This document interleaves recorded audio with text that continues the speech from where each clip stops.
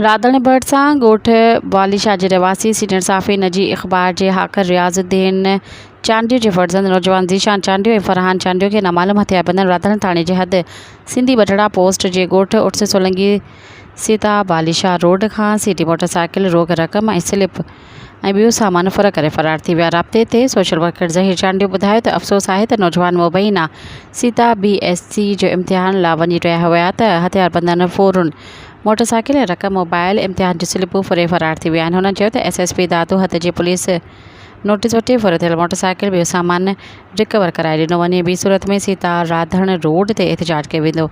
यादि रहे त मेहड़ तालके में वधंदड़ बदमनीअ सबबि शहरी तोड़े ॻोठाणा परेशान आहिनि, पर पुलिस अञा ताईं का असराइती कार्रवाई नाहे कई। होॾां मेहड़ राधण थरड़ी मोहब्बत जे साफ़िन सीनियर साफ़ी रियाज़ुद्दीन चांडियो जे पुटनि खां फुर वाक़े जी मज़म्मत कई आहे।